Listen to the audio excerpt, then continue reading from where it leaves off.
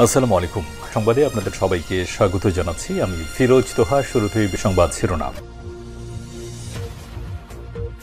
বাংলাদেশের সর্বশেষ গুরুত্বপূর্ণ আপডেট সংবাদে আপনাকে স্বাগত। শুরুতেই সংবাদ শিরোনাম, পরে বিস্তারিত।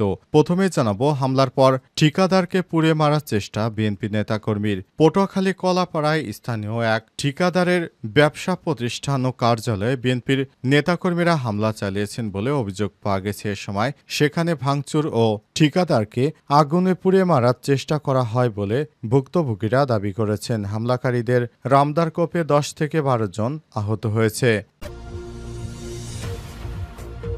এরপর জানাবো, মোদির বয়ান উড়িয়ে দিলেন প্রেসিডেন্ট ট্রাম্প। মার্কিন প্রেসিডেন্ট ডোনাল্ড ট্রাম্পের হস্তক্ষেপে যুদ্ধবিরতি কার্যকরে 48 ঘণ্টা পর জনসমক্ষে হাজির হলেন ভারতের প্রধানমন্ত্রী নরেন্দ্র মোদী। পরাজয়ের গ্লানি আর লজ্জা মাথায় নিয়ে মোদী তার জাতির উদ্দেশ্য দেয়া ভাষণে যা বলেছেন তা ছিল মিথ্যাচার, তা স্পষ্ট করেছে যুক্তরাষ্ট্রের প্রেসিডেন্ট ডোনাল্ড ট্রাম্প। এদিকে গাজা যুদ্ধ শেষ নয়, তবে সাময়িক যুদ্ধবিরতির ইঙ্গিত নেতানিয়াহুর। ইসরায়েলের প্রধানমন্ত্রী বেঞ্জামিন নেতানিয়াহু বলেছেন, গাজায় চলমান যুদ্ধবিরতি তিনি এখনোই শেষ করতে চান না। তিনি সাময়িক যুদ্ধবিরতিতে রাজি আছেন। তিনি কিছু নির্দিষ্ট শর্তে একটি সাময়িক যুদ্ধবিরতির প্রস্তাব বিবেচনা করতে পারেন। আজ এক প্রতিবেদনে এই তথ্য জানিয়েছে বার্তা সংস্থা আনাদুলু। এবারে জানাবো, কাতারের সঙ্গে $200 বিলিয়ন বোয়িং চুক্তি ট্রাম্পের। কাতারের সঙ্গে $200 বিলিয়ন বোয়িং চুক্তির ঘোষণা দিয়েছে মার্কিন প্রেসিডেন্ট ডোনাল্ড ট্রাম্প। আজ সিএনএন-এর এক প্রতিবেদনে এই তথ্য প্রকাশ করা হয়েছে। ভারত পাকিস্তান যুদ্ধের মধ্যে এবার ভারতের অরুণাচলের আরও 27 জায়গায় নতুন নাম দিল চীন। তীব্র প্রতিক্রিয়া ভারতের অরুণাচলের বিভিন্ন জায়গা দখলে নেয়ার চেষ্টা করছে চীনের সেনাবাহিনী। এ অবস্থায় ভয়ঙ্কর বিপদে পড়েছে নরেন্দ্র মোদী কট্টরপন্থী হিন্দুত্ববাদীরা। প্রিয় দর্শক, এতক্ষণ শুনছিলেন সংবাদ শিরোনাম, এবারে বিস্তারিত।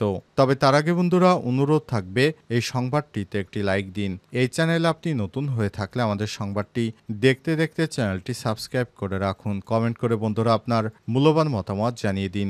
ভারত পাকিস্তান যুদ্ধে আপনি কোন দেশকে সমর্থন করেন কমেন্ট করে জানিয়ে দিন।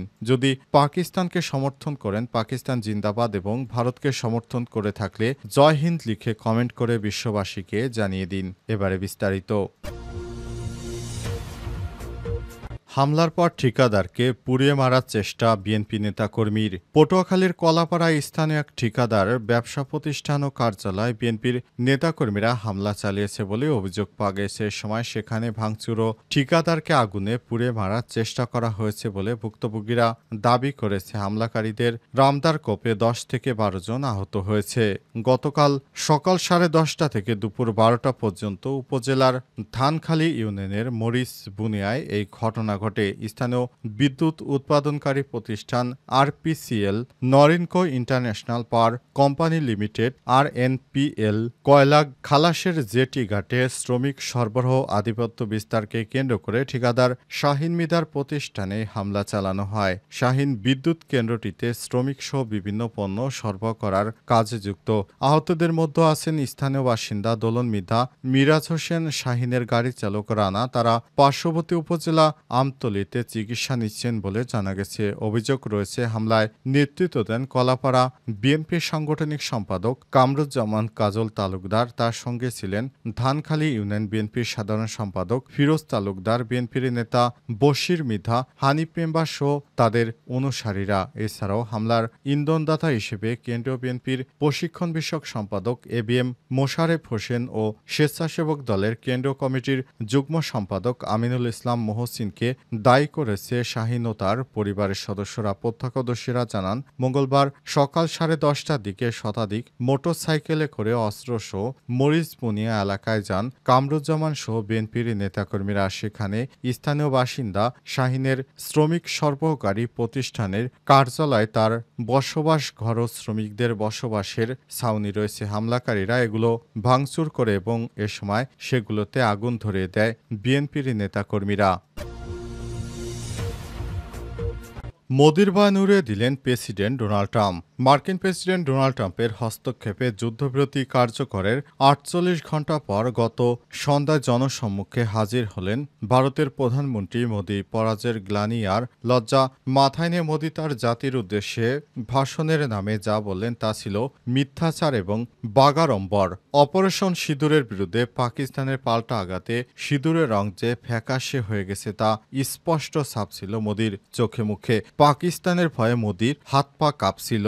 অপারেশন সিঁদুরের মাধ্যমে পাকিস্তানের ব্যাপক ক্ষতি করার পাশাপাশি যুদ্ধবিরতি নিয়ে মোদির বয়ান রীতিমতো উড়িয়ে দিয়েছেন মার্কিন প্রেসিডেন্ট ডোনাল্ড ট্রাম্প। মোদির দাবি, ভারতের হামলা থেকে বাঁচতে পাকিস্তান যুদ্ধবিরতি চেয়েছে, কিন্তু মার্কিন প্রেসিডেন্ট ডোনাল্ড ট্রাম্প মোদির দেওয়া ভাষণ ঠিক ১ ঘণ্টা আগে হোয়াইট হাউসে এক সংবাদ সম্মেলনে সাপ জানিয়ে দিয়েছেন তার ধমকেই যুদ্ধবিরতি কার্যকর হয়েছে। শুধু তাই নয়, যুদ্ধবিরতি পরবর্তী কার্যক্রম নিয়ে বিস্তারিত কথা বলেছেন ডোনাল্ড ট্রাম্প। স্পষ্ট করে বলেছেন, এখনই যুদ্ধ বন্ধ করো, নইলে আমেরিকার সঙ্গে ব্যবসা বাণিজ্য বন্ধ করে দেব তোমার। এরপরই মোদি যুদ্ধবিরতি করতে রাজি হয়েছে। আগামী দিনে ব্যবসা করতে চাইলে অবশ্যই যুদ্ধবিরতি পালন করতে হবে। ডোনাল্ড ট্রাম্প মোদির সরকারকে রীতিমতো অবাক করে কাশ্মীর সমস্যার সমাধানে মার্কিন মধ্যস্থতার কথাও জানিয়েছে। এখন এ ব্যাপারে নরেন্দ্র মোদি একেবারেই চুপ, কারণ কোনো কথা বললেই ডোনাল্ড ট্রাম্পের থাপ্পড় খেতে হবে। ভারতের বিরোধী রাজনৈতিক দলের পাশাপাশি সামাজিক যোগাযোগ মাধ্যমেও মোদির বক্তব্য নিয়ে চলছে ব্যাপক আলোচনা। সেই আলোচনার কোনো জবাব আসেনি মোদির সরকারের পক্ষ থেকে। এখন যুক্তরাষ্ট্র কাশ্মীরকে যদি ভাগাভাগি করে দেয়, অর্থাৎ পাকিস্তানের ভিতরে দিয়ে দেয়, তাহলেও মোদির কিছু করার থাকবে না। গাজা যুদ্ধ শেষ নয়, তবে সাময়িক যুদ্ধবিরতির ইঙ্গিত দিয়েছেন নেতানিয়াহু। ইসরায়েলের প্রধানমন্ত্রী বেঞ্জামিন নেতানিয়াহু তিনি ঘোষণা দিয়ে বলেছেন, আমরা পুরোপুরি যুদ্ধবিরতিতে যাব না, তবে সাময়িকভাবে যুদ্ধবিরতিতে যেতে চাই। কারণ ইসরায়েলের প্রধানমন্ত্রী বেঞ্জামিন নেতানিয়াহু মনে করেন যে হামাসের যোদ্ধাদের কাছে তাদের যে লোকজন জিম্মি আছে তাদেরকে প্রথমে ছাড়িয়ে আনবো, তারপরে পুরোদমে নিরীহ ফিলিস্তিনিদেরকে হত্যা করে তারপর পুরো হামাস বাহিনী সহ গাজা ভূখণ্ড একদম জনমানুষ শূন্য করবে। তারপর আস্তে আস্তে সেসব এলাকায় সেখানে হত্যাযজ্ঞ শেষ করে তারপর ইহুদি বসতি স্থাপন করবে। এ কারণে নেতানিয়াহু সরকার কখনোই চায় না যে গাজা যুদ্ধ বন্ধ করব। নেতানিয়াহুর বরং আসল প্ল্যান হচ্ছে তিনি দখলদার ইহুদিবাদী বসতি স্থাপন করতে চান পুরো গাজা এলাকা জুড়ে। আর গাজা যেসব মানুষ রয়েছে তাদেরকে সৌদি আরবে নেওয়ার জন্য প্রস্তাব দিয়েছে মার্কিন প্রেসিডেন্ট ডোনাল্ড ট্রাম্প। তবে সৌদি আরব এই বিষয়টি প্রত্যাখ্যান করার পর এ বিষয়ে কথা বলেনি ডোনাল্ড ট্রাম্প। নেতানিয়াহুর একটি ধারণা হচ্ছে যে তিনি আস্তে আস্তে সমস্ত গাজাবাসীর যত মানুষ আছে তাদেরকে না খাইয়ে অনাহারে রেখে দুর্ভিক্ষ দিয়ে, এমনকি তাদেরকে গুলি করে বা সামরিক বিমান থেকে বোমা হামলা করে তারপর হত্যা করে পুরো এলাকার দখলে নিয়ে নেবেন। তারপর এসব এলাকায় নতুন নতুন ইন্ডাস্ট্রি গড়ে তুলে তারপর সেখানে তারা ব্যবসা প্রতিষ্ঠা করবে এবং সারা পৃথিবীতে নেতানিয়াহু রাজ করতে চায়। তাই ডোনাল্ড ট্রাম্পকে ব্যবহার করছেন নেতানিয়াহু। ডোনাল্ড ট্রাম্প এই বিষয়টি বুঝতে পেরে নেতানিয়াহুর সঙ্গে অনেকটা দূরত্ব সৃষ্টি করেছে। নেতানিয়াহু সরকার ক্ষমতায় আসার পর তাকে কেউ বোকা বানাতে চাইলে তিনি প্রচুর রাগ করেন এবং নেতানিয়াহু যে তাকে বোকা বানাতে চায় বিষয়টি বুঝতে পারার পরই তিনি অবশেষে নেতানিয়াহুর ফাঁদে আর পা দেননি। আপাতত তিনি দূরত্ব বজায় রেখেছেন। অরুণাচলের আরও ২৭ জায়গায় নতুন নাম দিল চীন। তীব্র প্রতিক্রিয়া ভারতের।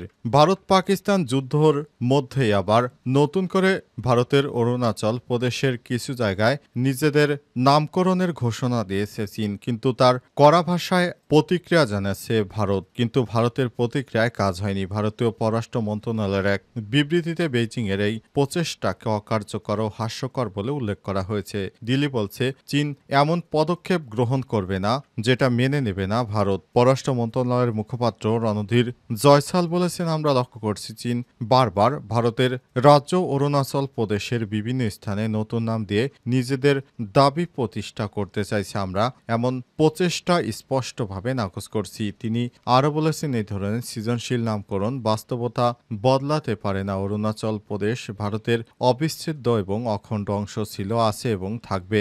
চীনের নামকরণের বিস্তৃতি দক্ষিণ চীন বরাবরই অরুণাচল প্রদেশকে ঝাংনান বা দক্ষিণ তিব্বত হিসেবে দাবি করে আসছে এবং বারবার বিভিন্ন জায়গার নাম পরিবর্তনের মাধ্যমে ওই দাবি জোরালো করার চেষ্টা করেছে চীন। এ পর্যন্ত অন্তত 5 দফায় অরুণাচল প্রদেশের বিভিন্ন স্থানের নাম পরিবর্তনের ঘোষণা দেয়।